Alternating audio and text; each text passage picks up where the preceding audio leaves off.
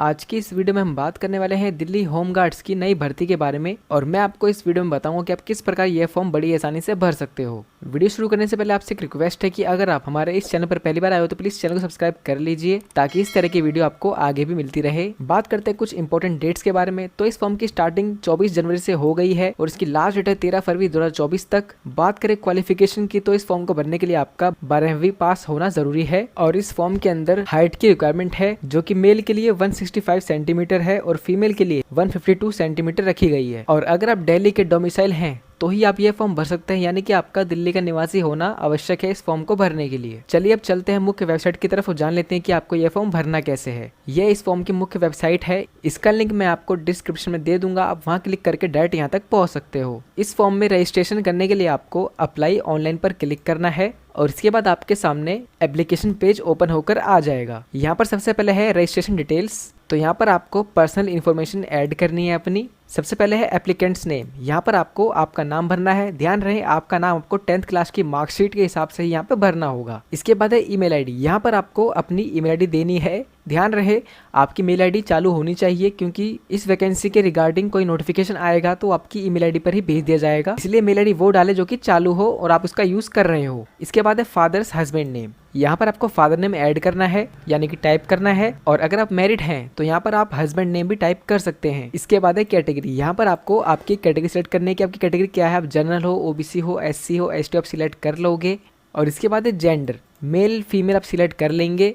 इसके बाद है हाइट। यहाँ पर आपको आपकी हाइट एंटर करनी होगी। आपकी हाइट आपको सेंटीमीटर के अंदर टाइप करनी होगी। इसके बाद यहाँ पर आपको आपका मोबाइल नंबर टाइप करना है और इसके बाद है mobile number relation, example self, father, etc. यानी कि आप जो मोबाइल नंबर यहाँ पे दे रहे हो वो किसका है। अगर आपका है, अपना खुद का है तो यहाँ पे सेल्फ टाइप करेंगे और अगर फादर का है तो यहाँ फादर टाइप करेंगे। अगर मदर का है या किसी भाई बहन का है तो यहाँ पे आप सिस्टर ब्रदर टाइप कर देंगे। लेकिन मैं यहाँ पर खुद का नंबर दे रहा हूँ तो मैं यहाँ पे सेल्फ टाइप कर दूंगा। मैंने सेल्फ यहाँ पे टाइप किया है। इसके बाद है आधार नंबर। यहाँ पर आपको आपका आधार नंबर एंटर करना है। इसके बाद है एक्स सर्विसमैन डिटेल्स। तो अगर आप एक्स सर्विसमैन हैं, अगर आप हैं तो आप यस पे क्लिक करेंगे, अगर नहीं है तो आप नो पे क्लिक करेंगे। अगर है तो यस पे क्लिक कीजिए और उसके बाद आपको बताना है आपका सर्विस पीरियड क्या है, आपने कब से कब तक काम किया है, आपकी लेंथ ऑफ सर्विस क्या है। अगर आप एक्स सर्विसमैन नहीं हो तो यहाँ पर आप नो पे क्लिक करेंगे। इसके बाद है x central arm police forces यानी कि CAPF डिटेल्स। तो अगर आप x central arm police forces CAPF से हैं तो यस पे क्लिक करेंगे और इसके बाद आप अपनी सर्विस पीरियड की इन्फॉर्मेशन ऐड करेंगे कि आपने कब से कब तक काम किया है, यानी कि आपकी लेंथ ऑफ सर्विस क्या है। अगर आप x central arm police forces CAPF से नहीं है तो यहाँ पर नो पे सिलेक्ट कर लेंगे। इसके बाद है डेट ऑफ बर्थ। यहाँ पर आपको आपकी डेट ऑफ बर्थ सिलेक्ट करनी होगी। ध्यान रहे आपको डेट ऑफ बर्थ आपकी 10th क्लास की मार्कशीट के हिसाब से ही भरनी होगी और आपकी जो एज काउंट होगी वो होगी 1 जनवरी 2024 के हिसाब से। इसके बाद है कम्युनिकेशन डिटेल्स। तो यहाँ पर आपको अपना कोरस्पॉन्डेंस एड्रेस फिल करना है। सबसे पहले है एड्रेस लाइन 1। यहाँ पर अपना हाउस नंबर, गली नंबर, स्ट्रीट नंबर भर देंगे और इसके बाद एड्रेस लाइन 2 भी है जिसके ऊपर रेड मार्क है। तो देखिए जहाँ पे रेड मार्क होगा ना आपको वह भरना जरूरी होगा। तो एड्रेस 2 के अंदर आप अपने एरिया का नाम भर देना कि आप दिल्ली में कहाँ पर रहते हो या फिर आपका कंप्लीट एड्रेस आप टाइप कर दीजिएगा। और इसके बाद है सिटी। यहाँ पर आपको दिल्ली सिलेक्ट करना होगा क्योंकि ये फॉर्म दिल्ली के लिए ही है। इसके बाद है पिन कोड। यहाँ पर अपने एरिया का पिन कोड टाइप कर दीजिए और इसके बाद स्टेट। यहाँ पर आपको दिल्ली सेट करना होगा और इसके बाद है परमानेंट एड्रेस। तो यहाँ पर आपको आपका परमानेंट एड्रेस टाइप करना है और अगर आपका कोरस्पॉन्डेंस एड्रेस और आपका परमानेंट एड्रेस सेम है तो यहाँ पर आपको टिक कर देना है। तो जो आपका कोरस्पॉन्डेंस एड्रेस होगा वो यहाँ पर ऑटोमेटिक फिल हो जाएगा। और इसके बाद है name of proof of residence. तो यहाँ पर आपको एक रेजिडेंस का प्रूफ देना होगा। यहाँ पर आप वैलिड पासपोर्ट दे सकते हो, अपना election commission photo ID card यानी कि आप वोटर आईडी कार्ड यहाँ पे दे सकते हो और यहाँ पे है current and valid ration card withing his name and photograph. तो आप राशन कार्ड दे सकते हो। इसके बाद है वैलिड ड्राइविंग लाइसेंस। यहाँ पर आप अपने ड्राइविंग लाइसेंस लगा सकते हो और इसके बाद है duly attested passbook of public sector bank account. अपनी बैंक की पासबुक यहाँ पे लगा सकते हो, दे सकते हो बैंक की पासबुक भी। यहाँ पर अगर आप बैंक की पासबुक देते हो तो उसके ऊपर आपकी फ़ोटो होनी चाहिए और उसके ऊपर बैंक की मोहर लगी होनी चाहिए और साथ में उसके ऊपर आपका कंप्लीट एड्रेस लिखा होना चाहिए घर का। जो एड्रेस आप फॉर्म में भरोगे ना वो एड्रेस उसके ऊपर मेंशन होना चाहिए, तभी आप पासबुक लगा पाओगे। ठीक है। इसके बाद है certificate issued by competent authorised government authority issued by revenue department. तो यहाँ पर आप अपना डोमिसाइल सर्टिफिकेट भी लगा सकते हैं क्योंकि वह रिवेन्यू डिपार्टमेंट ही इशू करता है। तो यहाँ पर आपको प्रूफ दिए गए हैं, आप इनमें से कोई भी एक प्रूफ लगा सकते हो, जो भी आपके पास हो आप लगा दीजिएगा। जैसे कि मैं यहाँ पे ड्राइविंग लाइसेंस देने वाला हूँ तो मैं यहाँ पे ड्राइविंग लाइसेंस के ऊपर क्लिक कर दूंगा और इसके बाद देखिए यहाँ पर एक ऑप्शन आ गया है एंटर ड्राइविंग लाइसेंस नंबर। तो अब जो भी यहाँ पर प्रूफ दोगे यहाँ पर आपको उस प्रूफ का नंबर टाइप करना पड़ेगा। आप पासपोर्ट दोगे तो यहाँ पे पासपोर्ट नंबर टाइप करना पड़ेगा। आप वोटर आईडी कार्ड दोगे तो यहाँ पर आपको voter ID card number type करना पड़ेगा। मैंने ड्राइविंग लाइसेंस सिलेक्ट किया है तो यहाँ पर मुझे ड्राइविंग लाइसेंस का नंबर यहाँ पर ऐड करना पड़ेगा। ठीक है, इसके बाद है एजुकेशनल क्वालिफिकेशन डिटेल्स। तो यहाँ पर आपको अपनी एजुकेशन क्वालिफिकेशन ऐड करनी पड़ेगी। यहाँ सबसे पहले है मैट्रिकुलेशन यानी कि आपकी 10th पूछा गया है सब्जेक्ट ऑफ द एग्जामिनेशन। तो यहाँ पर आपको सब्जेक्ट फिल करना है। आपने इस 10th के अंदर जो भी सब्जेक्ट पढ़े हैं यहाँ पर आप टाइप कर दीजिए। तो आपको इस तरीके से आपके सब्जेक्ट्स ऐड कर देना है। इसके बाद है name of board, institute, university. तो आपने किस बोर्ड से आपकी 10th क्लास पास की आप टाइप कर देंगे। मैंने सीबीएसई से की है तो मैं यहाँ पे सीबीएसई टाइप कर दूंगा। इसके बाद है रोल नंबर। यहाँ पर आपको आपकी 10th क्लास का रोल नंबर टाइप करना होगा।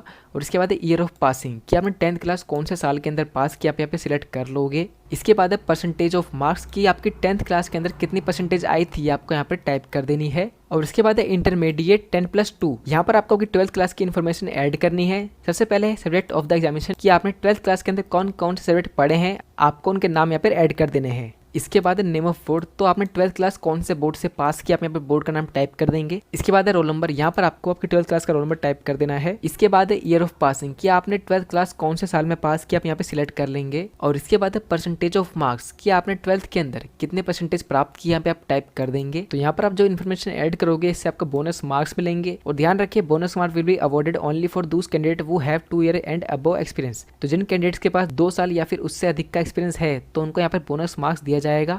इसके अंदर जिनके पास एनसीसी थी, जो कि होमगार्ड में वॉलंटियर हैं और जो कि सिविल डिफेंस के वॉलंटियर हैं, उनको यहाँ पर बोनस मार्क्स दिए जाएंगे। यहाँ से पूछा गया कि क्या आपके पास एनसीसी सर्टिफिकेट है। अगर है तो बताना है कि आपको किस प्रकार का है, वो ए सर्टिफिकेट है या फिर ए एंड बी सर्टिफिकेट है या फिर A B and C certificate है। अगर आपके पास नहीं है तो यहाँ पर नो पे क्लिक करेंगे। और इसके बाद है सर्टिफिकेट ऑफ बेसिक और एडवांस कोर्स। तो अगर आपके पास बेसिक या फिर एडवांस कोर्स का सर्टिफिकेट है तो आप सिलेक्ट कर लेंगे। यहाँ आपको सिलेक्ट करना है कि आपके पास किस प्रकार का सर्टिफिकेट है, आप अपनी एलिजिबिलिटी के हिसाब से सिलेक्ट कर लीजिए। अगर नहीं है तो यहाँ पे आप नो पे क्लिक करेंगे। इसके बाद है होम गार्ड्स वॉलंटियर डिटेल्स। तो अगर आप होम गार्ड थे या फिर आप हैं तो यस पे क्लिक करेंगे और बताएंगे कि आपने कब से लेकर कब तक सर्विस प्रोवाइड की है। अगर नहीं है तो यहाँ पर आप नो पे क्लिक करेंगे। और इसके बाद सिविल डिफेंस वॉलंटियर डिटेल्स। तो अगर आपने सिविल डिफेंस के अंदर सेवा दी है तो यस पे क्लिक करेंगे और बताएंगे कि आपका सर्विस पीरियड क्या है, आपने कब से कब तक सिविल डिफेंस में काम किया है। अगर नहीं किया है तो यहाँ पर नो पे क्लिक कर देंगे। चलिए आगे चलते हैं। और देखिए यहाँ पे एक नोट दिया गया है, bonus mark will be awarded only for those candidate who have 2 year and above experience. यानी कि जिस कैंडिडेट के पास 2 साल या फिर उससे अधिक का एक्सपीरियंस है उनको यहाँ पर बोनस मार्क्स मिलेगा। अगर आप एनसीसी से हैं या फिर होम गार्ड वॉलंटियर हैं, सिविल डिफेंस वॉलंटियर हैं या फिर आपने सर्टिफिकेट ऑफ बेसिक और एडवांस कोर्स किया है तो यहाँ पर आपको बोनस मार्क्स दिया जाएगा। लेकिन उसके लिए आपके पास 2 साल या फिर उससे अधिक का एक्सपीरियंस होना चाहिए। इसके बाद upload photo signature and left thumb impression. तो यहाँ पर आपको आपकी फोटोग्राफ अपलोड करनी है। बात करते हैं साइज की।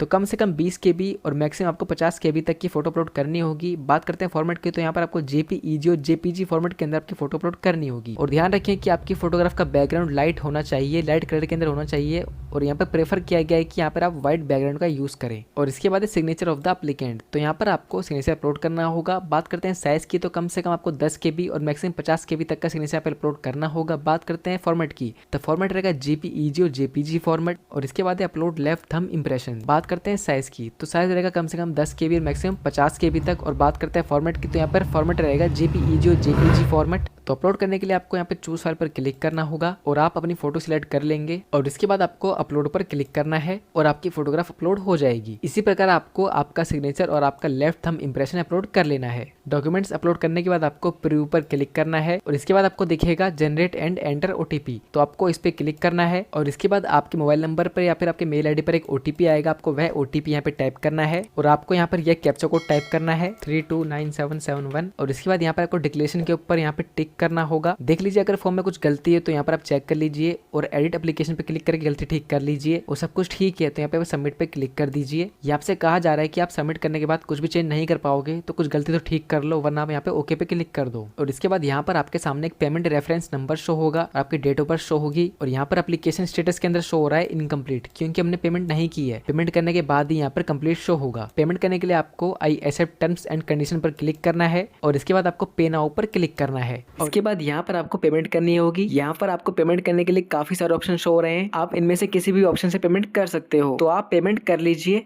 पेमेंट होने के बाद आपको यहाँ पर स्टेटस के अंदर सक्सेस शो होगा और इसके बाद फॉर्म का प्रिंट आउट निकालने के लिए आपको डाउनलोड एप्लीकेशन फॉर्म पर क्लिक करना है और आपको आपका प्रिंट आउट शो हो जाएगा। लेकिन मुझे यहाँ पर प्रिंट आउट शो नहीं हुआ है। मुझे यहाँ पर पेमेंट वेरीफाई करने के लिए कहा जा रहा है, लेकिन मेरी पेमेंट हो चुकी है। तो अगर आपके साथ भी ऐसा होता है तो आपको यहाँ पर गो टू होम पर क्लिक करना है और इसके बाद आपको to view status of submitted application form पर क्लिक करना है और इसके बाद यहाँ पर आपको आपका पेमेंट रेफरेंस नंबर या फिर आपका रजिस्ट्रेशन नंबर टाइप करना है, जो कि आपके टेक्स्ट मैसेज पर आ रखा होगा, आप चेक कर सकते हो। और इसके बाद यहाँ पर आपको आपकी डेट ऑफ बर्थ सिलेक्ट करनी है और इसके बाद यहाँ पर आपको लॉगिन पर क्लिक करना है और इसके बाद यहाँ पर आपको डाउनलोड एप्लीकेशन पर क्लिक करके आपका एप्लीकेशन फॉर्म डाउनलोड कर लेना है। ये आपके फॉर्म का प्रिंट आउट, आप इसे सेव कर सकते हो और उसका प्रिंट आउट निकलवा सकते हो, क्योंकि आगे आपके काम आएगा। तो ये थी वीडियो आपकी दिल्ली होमगार्ड की भर्ती के बारे में। मैंने आपको इस वीडियो के अंदर कंप्लीट इन्फॉर्मेशन प्रोवाइड की है, आपको स्टेप बाय स्टेप गाइड किया है इस फॉर्म के बारे में। तो अगर आपको वीडियो पसंद आई हो तो वीडियो को लाइक करें, वीडियो को शेयर करें अपने दोस्तों के पास, ताकि उनकी भी हेल्प हो जाए, और चैनल को सब्सक्राइब जरूर करें ताकि इस तरह की वीडियो आपको आगे मिलते रहे। और इसी के साथ वीडियो को एंड करते हैं। धन्यवाद, आपका दिन शुभ हो।